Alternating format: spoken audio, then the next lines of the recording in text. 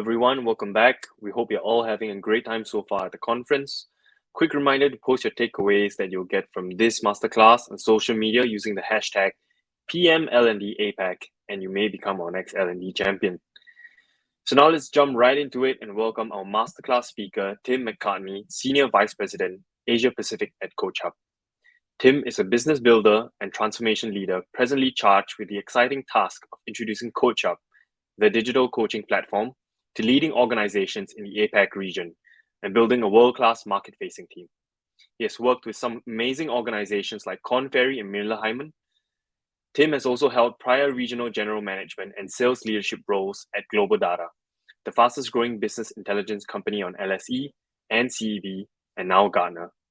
In all his leadership roles, Tim has successfully scaled products and go-to-market models to regularly achieve double-digit growth. Connecting with people, customers, processes, and business change fuels Tim's interest in business hours. And outside of work, Tim is a coffee, running, and travel with kids enthusiast. Welcome, Tim, and over to you. Thank you. Thank you, Xiaorong, for the introduction, and welcome to everyone for joining us today. Thank you for spending time with me. Thank you to the organizers for such a terrific conference with really awesome content so far. So it doesn't surprise me that we have so many people in the room today. Who in L&D doesn't want to hear about how to get greater investment or ROI from your L&D initiatives? As someone who's worked with and consulted to heads of HR, talent and learning leaders for over 15 years, ROI is certainly one of the key drivers of performance in this space. So as Xiaorong said, my name's Tim MacCartney. I am SVP APAC at CoachHub. I have the privilege of building out our presence here across the region. I joined last year as I fundamentally believe in the impact that coaching can have on lives. And we are already seeing the ripple effects on people and organizations across the Asia Pacific region. We have teams and people responding to this demand in Australia, here in Singapore, in India, in Japan, in South Korea, and China, and we're really happy to talk to you about your specific L&D and performance needs. So thank you for joining us today. So let me talk to you about how we will spend our time. There's three themes that I'll touch on today. The first, why your existing L&D spend may not be meeting today's expectations. Secondly, I'll introduce the explosive growth, as Josh Burson said, that we are seeing in digital coaching. And third, I'll introduce some concepts that we are applying to measure a holistic approach to ROI of coaching. Now, ask us questions. My colleague and behavioral scientist, Naila Karim, is on the chat line. If you have any leftover questions from her keynote earlier this morning, you've got her attention now. And if any of the content comes up and you want to get some clarification, please put it in. We'd love to hear from you. So why your existing L&D spend may not be meeting today's expectations. Let me ask you, have you shifted L&D initiatives in the past 2 years? Does your current L&D plan meet the business's needs? Does your L&D plan retain your top talent? My peer speakers, an esteemed group of leaders across the learning space here at the L&D conference today, many have shared their observations around the new normal. Here's the scene, calls all day, the face constantly seeing your face in the reflection on the bottom right-hand corner of your screen, Slack, team messages popping up all day, an exploding inbox, holidays cancelled, working on public holidays again, who's in that box this year? Appointments missed, kids at home from school, again. You're juggling classes. For me, I have horrific memories of sitting with my daughter while she was completing her virtual art class and in a breakdown trying to draw a rabbit while I was supposed to be coordinating a leadership team meeting on yet another Zoom call. Does this all sound a little bit familiar? It does. And the data tells us it does because we are stressed. We are a stressed people. We're exhausted. We are overworked. We are overwhelmed. We are over it. 6 of the top 10 most overworked cities in 2021 are here in our region, Hong Kong. 1/3 of the population are saying they are stressed. Singapore, Bangkok, South Korea, Seoul in South Korea, Tokyo, KL. We're hearing it. 7 in 10 Singaporeans said 2021 was the most stressful year ever. We are seeing stress-related illnesses cost economies across the region thousands of dollars, millions of dollars, billions of dollars in the example at the below. We're seeing workers facing increased burnout, talent shortages, the shock of the Great Resignation. The Great Resignation is well and truly here. Globally, burnout rates are alarming, as they have never been before. 86% of employees suggest that they are potentially burnt out and are flagging as a turnover risk. 60% of leaders are saying they're burnt out, and almost half of those leaders suggesting they are also expecting to move on from their current environment. Can we afford that? If you think about your organization today? Additional research from Gartner that came out just a few weeks ago. In the post-pandemic era, employees are demanding more. They're demanding purpose and value. 65% of respondents have said that the pandemic has shifted their attitude towards the value of aspects outside of work, made them rethink the place that work should have in their life, made them look for made them long for a bigger change in their life, made me question the purpose of my day-to-day job. We called it the Great Resignation. We're hearing the Great Reshuffle. Gartner referred to it as the Great Reflection. Whatever we call it, our people. Additional research from HR influencer Josh Bersin that came out in October tells us that investing in your people can increase the bottom line. So the Healthy Organization report that came out in October 2021 introduces the Wellbeing Evolution model that shows specific people investments can and will impact the bottom line. It's a forward-thinking model that moves beyond the traditional into well-being, into sustainable performance. No, sustainable, not burnt out, sustained performance for your people and your company, and introduces things that HR should be accountable for, like mindfulness, purpose, positive thinking, recognition, clear goals, growth, self-discovery. The Healthy Organization report suggests that there are four levels of maturity for an organization to respond to this challenge. A third of all organizations are sitting at level 1, employee safety, where employees are viewed as workers. There is some focus on benefits, safety. There's limited focus on financial support. You know, it's a traditional working environment, effectively. Level 2 is where they've started to introduce levels of employee well-being. They're starting to view employees as people. There's some elements of well-being being integrated into the employee life cycle. Level 3, healthy work. Work barriers are removed. There's more focus on recognition. There is a dedicated focus on bringing opportunities for collaboration, for growth.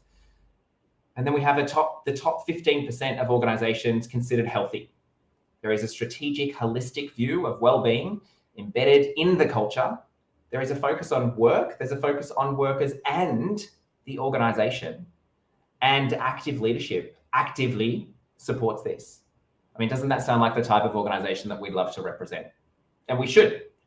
The research suggested that if you are at level 4, you are 4 times more likely as being a high-performing organization in your industry than any of the other levels. 4 times more likely. In fact, if you're at level 3 or level 4, the data suggests you're attracting and retaining more key talent. So clearly we need to think about how do we get to that path for most of the organizations here. How do we become a healthy organization? And suggests that we need to act. However, acting requires some level of transformation. And in most situations, L&D reacts to the change, right? So we have a technology solution that we are looking to implement or being tasked to implement into the organization, an HRIS, an ERP, a new ATS, some new sales enablement system, whatever it might be. We're focused on technology these days. And so as we think about the technology, we think around supporting that technology. We need to have a program team, a project management team. We need a change management function. We need to think role We need a communication plan. Too often, there's one key ingredient that's missing. It's people. Too often, people and people's perceptions and their mindset is left off the change management plan. Now, we know that coaching is an extremely powerful tool, especially when it is part of a transformation effort early on. If you can engage people through a coaching environment, you'll see great results from any kind of transformation that you wish to achieve. It's only ever been for the chosen few. High potentials, the C-suite, CEO. It's considered to be an expensive effort, and hence it doesn't trickle down to the organization. And so the problem with many L&D investments today is it is reactive. It's process-based. It doesn't address the glaring need that we saw from the Great Resignation, that people want purpose. They want value, and people want to be recognized. Ultimately, people need to be taken on a journey, and they need support in behavior change. Behavior change helps to change your mindset. So the imperative for HR and L&D leaders today is to link your company strategy and the transformation that you are going on with a change, a positive change in employee mindset. So my question, do your L&D initiatives support this change today? So I would like to welcome you to the explosive growth of digital coaching. So digital coaching, I will share a little bit about what that is in a minute, but let me explain to you why it's considered explosive growth. In last month's article that Josh Burson wrote, he explained that companies are finally waking up to the need to offer a differentiated and unique and value-adding experience to their employees. For too long, L&D teams have been delivering traditional modes of learning and training.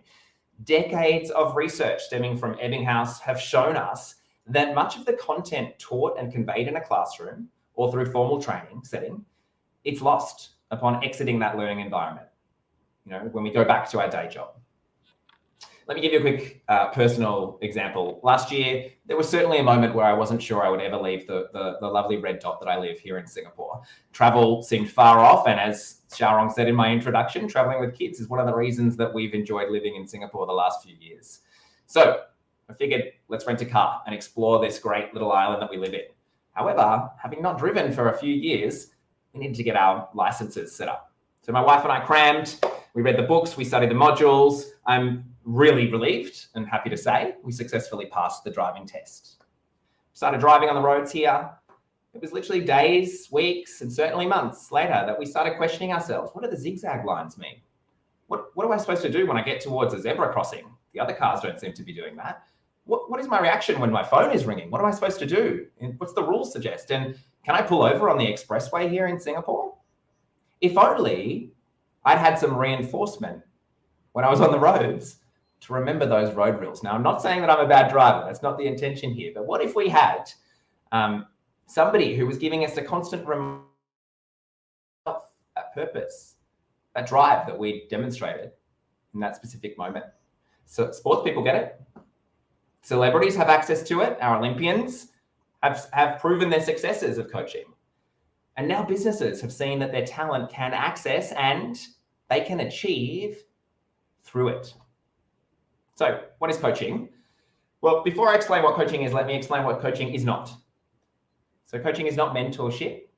Right? Mentorship is a process where we are guided by somebody whose path we are looking to follow, who's giving direction, explaining or helping you come to helping to explain what answer you should choose as you follow your footsteps in your career. Counseling is not coaching either. That is covering a completely different shape and mind in terms of psychology and other means. Coaching is a partnership. It's a partnership with clients to help them reflect on themselves, on their situation, and context to identify new insights and actions to unlock potential, to enhance well-being, and to improve performance.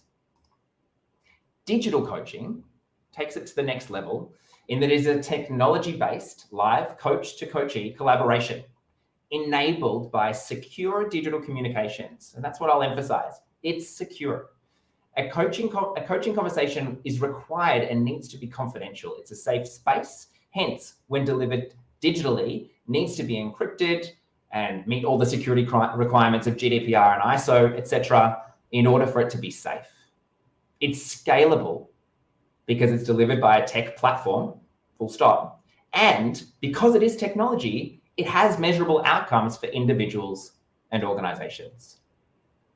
And so that's where CoachHub comes in.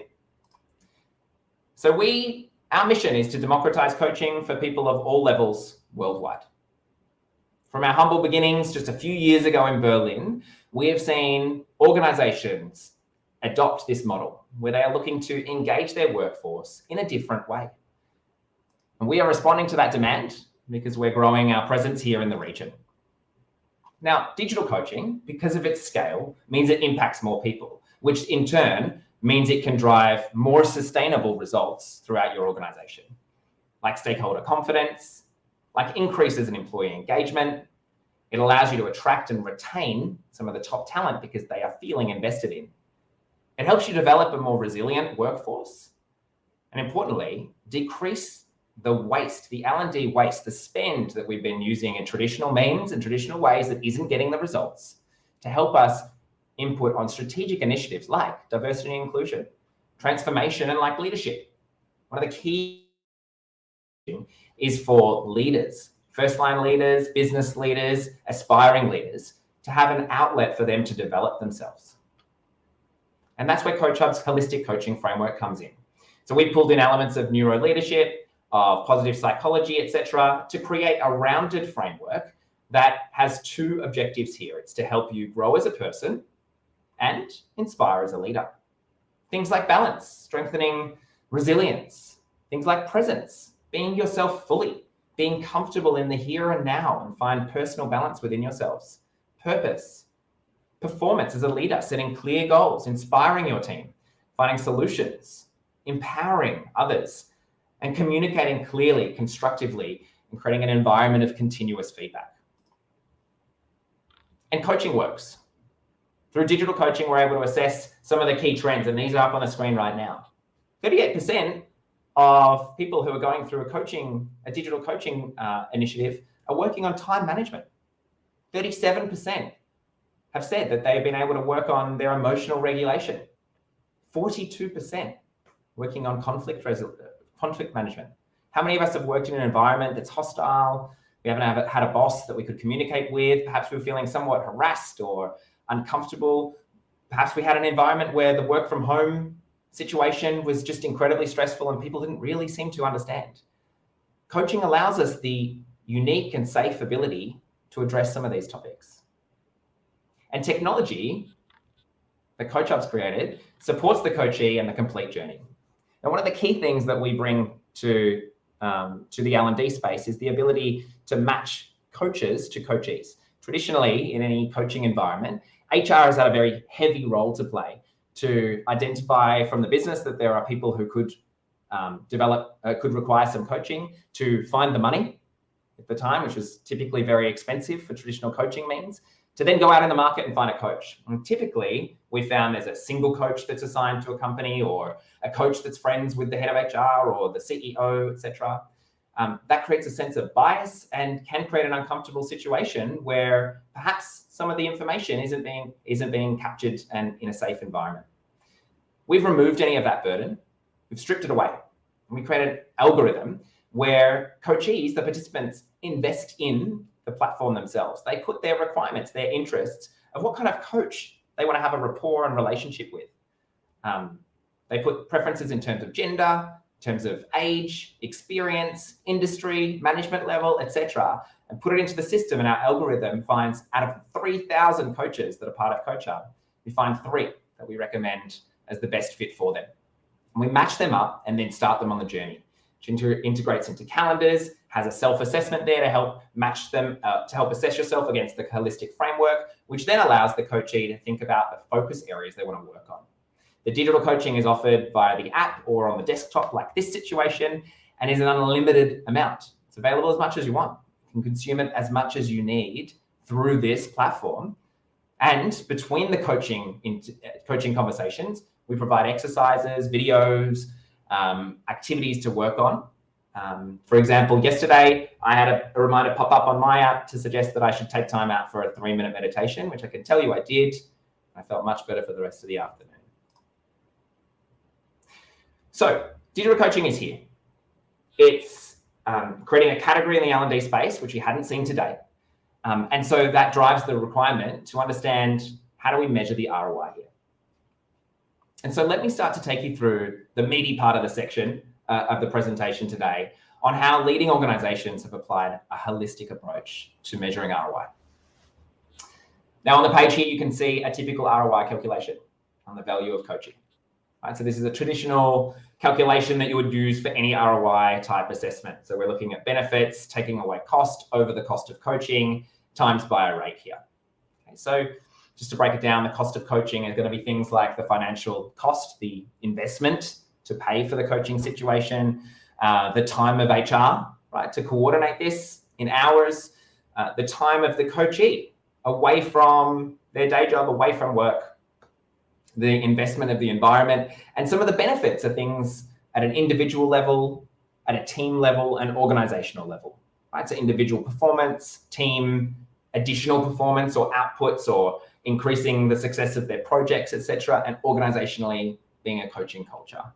Now, if you were to run up some of the figures here, you can imagine where we're getting, right? So we are likely coming at numbers like this: 200%, 570%, 689%. Could your CFO defend and justify? Could you justify a ROI figure like 689% to your CFO?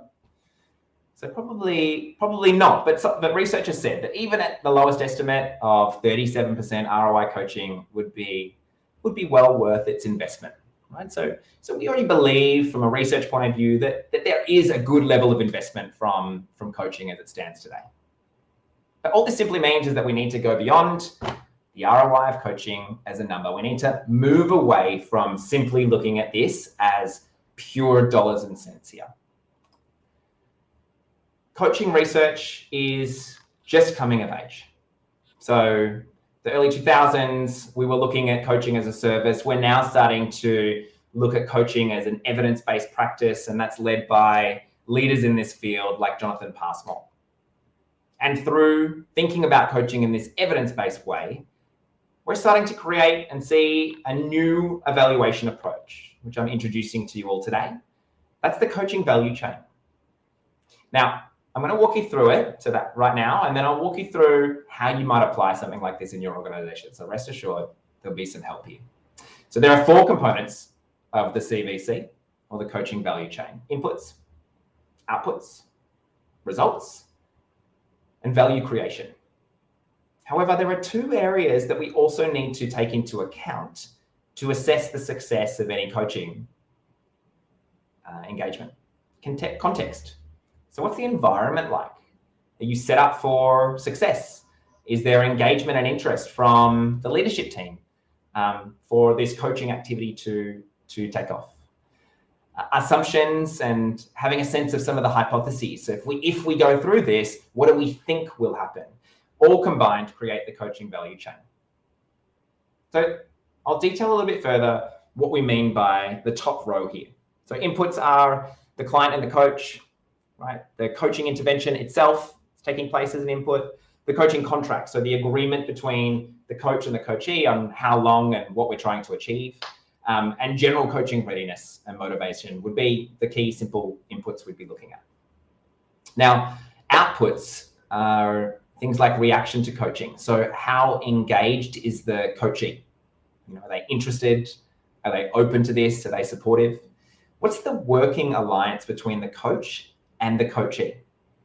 Because that's a very important piece to measure. On learnings, what are we seeing as new insights and new self-discovered insights that we can capture?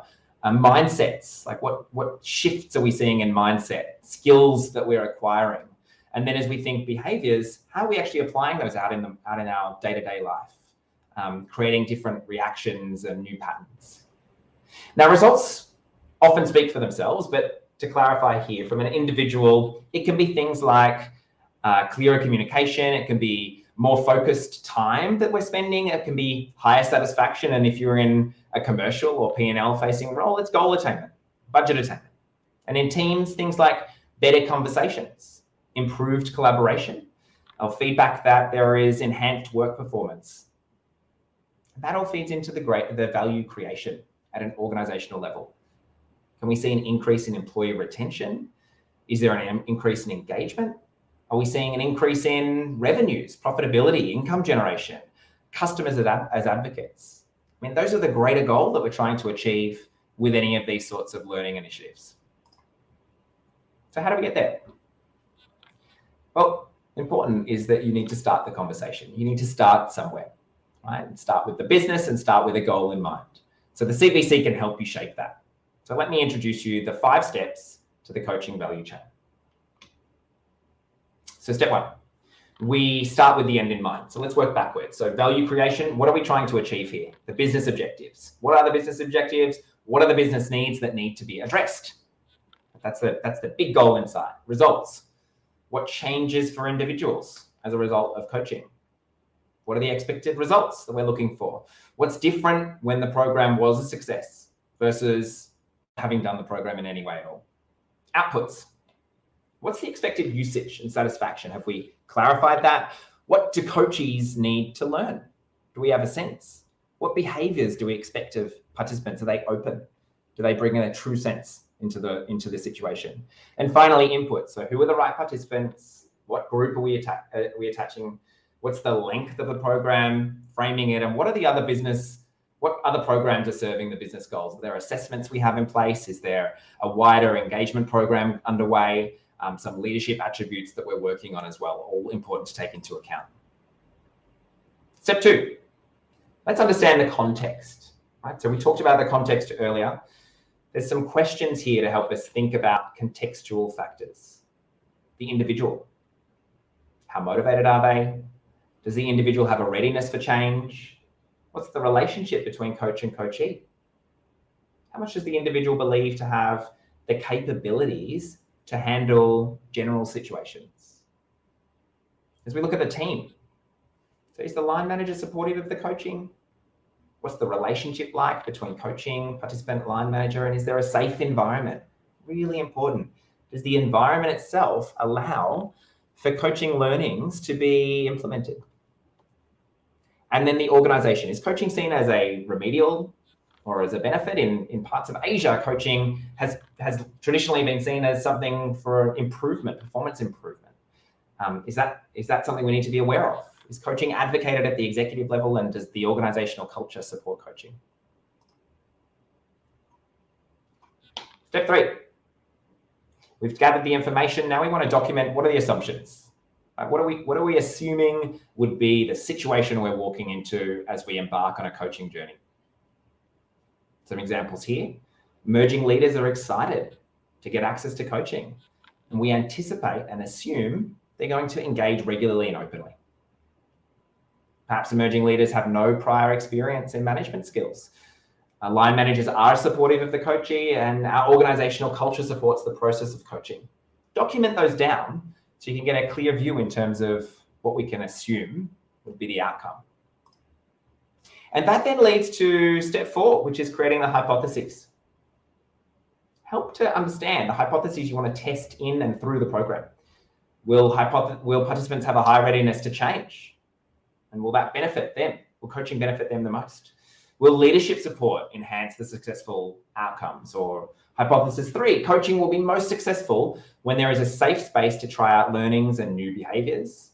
Hypothesis 4, the bespoke training program we already have in place can be amplified, extended by the coaching offer, which then in turn allows us to have those leaders faster than perhaps we had anticipated on the program itself. And then this 5th step here, the 5th and final step, is you need to identify ways of knowing. So what are the quantitative and qualitative indicators? So some key indicators at each step of the value chain. How do you measure those? When will you measure those? We suggest a 6-month coaching journey. So do you do halfway through, the end, and a few months after? These are things that you want to keep in place. and work with your internal team on understanding that. So, somewhat academic. I can hear you, but that's where the digital world comes in, because as coaching has gone digital, we actually have access to a lot of this information at our fingertips, thereby helping you justify your coaching investment. So I'm going to give you a preview into a dashboard that we have at CoachHub, which is our company dashboard that we create for all of the learning organizations that we work with. And HR are able to see a lot of the content as we go through. So a key indicator on output is overall coachee engagement. So we can actually see the status of the completed sessions over time. We can actually see how much engagement, how much they've consumed as we go through the program. We can actually see the individual coaching engagement. We can see each person. We can see how often they've consumed, how engaged they are. Have they completed their program? Have they paused their program? Have they been matched to a coach but haven't taken this forward? That gives you a trigger in HR to think about, how do I help inflect this and drive the performance? Coachee satisfaction. So we can actually see how coachees rate their sessions, right? Out of 5. Every session we trigger and say, how effective was this session? That helps to measure the working alliance between coach and coachee. We can get qualitative feedback, as you can see on the right as well. And results, goal attainment. As coachees suggest the areas they want to work on, we can see how that improves over time. Example here, some of the areas are resilience,